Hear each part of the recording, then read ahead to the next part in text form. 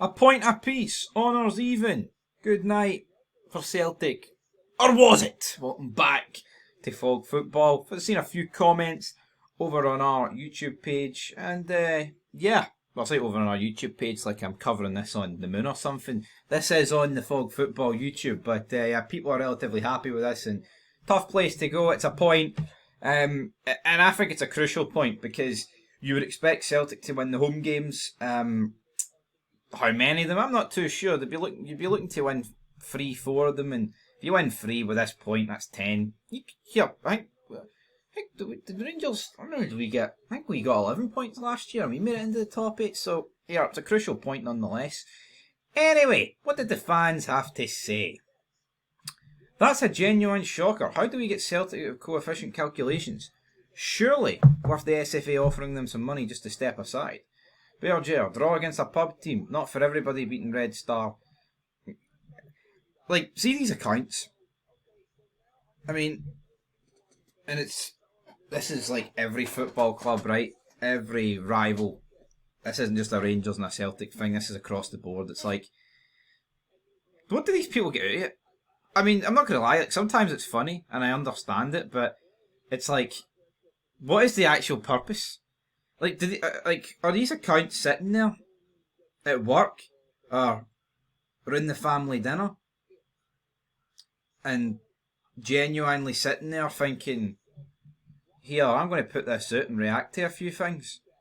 Like, I do understand the end game, folks, is to wind up rival fans, and some people get off on that. I understand that side of it, but it's like, it's relentless, and it's always like the same people. It's always like the same accounts when we do these fan reacts for all the teams across the nation. That WWE Raw 2002 theme. What a fucking belter that was. But anyway, moving on. Celtic first. An absolute fantastic result, man. Anyone who says different is lying. We all expect to get beat tonight. Did Celtic really expect to get beat tonight? I don't think so. I mean, I wouldn't go that far. I think a draw is a good result. I don't think anyone can really dispute that, but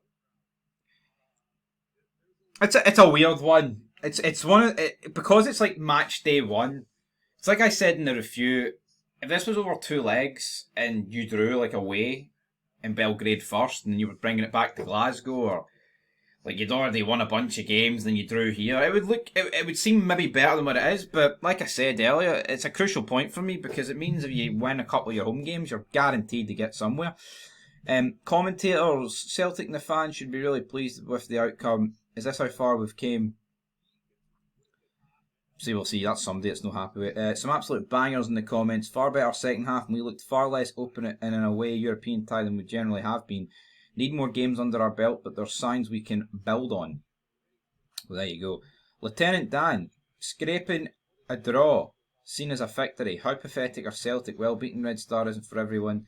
I mean, I'm sure there's probably a few people like replied in these comments showing the away result of when we get beat by Red Star Belgrade. But here, who gave a shit, because it was the first leg, and this was the first leg and we went through. Ryan Kent with a goal to beat 2-1. Who gives a shit? Only one team to win in Serbia.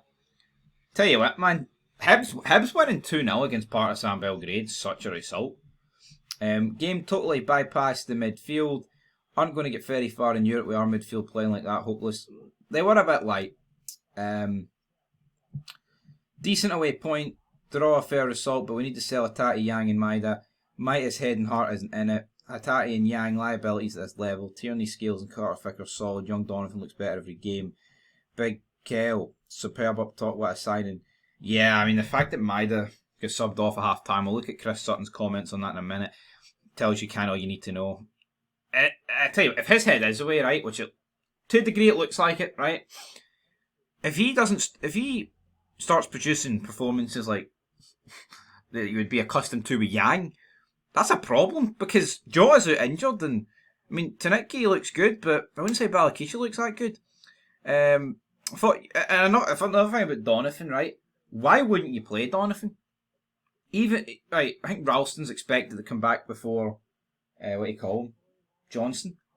Ralston ain't getting any better. Donovan should get better. That's just kind of how these things work. But it's weird, man. It's just weird, damn it. Someone's Pizzeria. Celt's a well-earned point or two drop.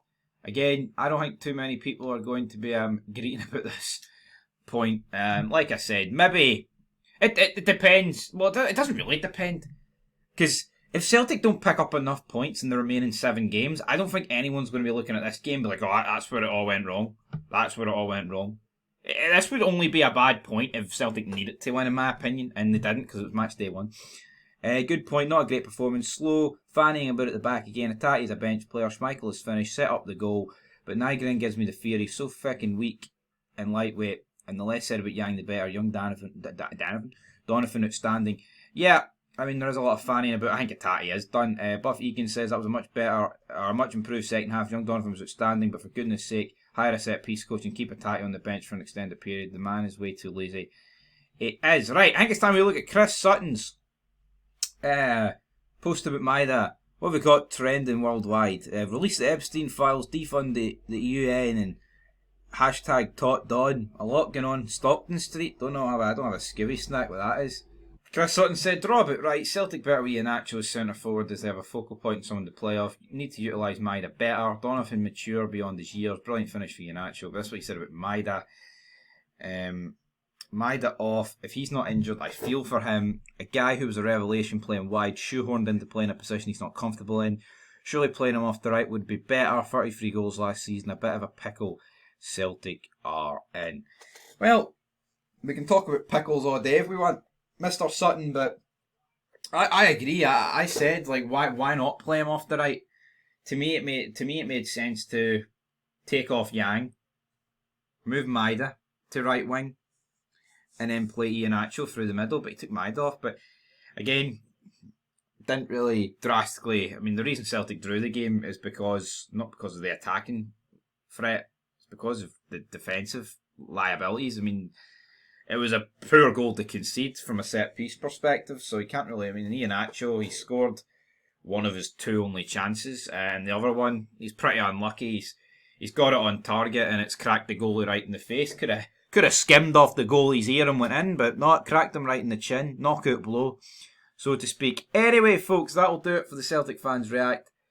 Have a great rest of your Thursday. This is probably going to upload about 10 a.m. or something, so yeah, a whole lot of drama to follow. Later on tonight, Rangers versus Genk. Can Russell Martin make it 2 wins in a row?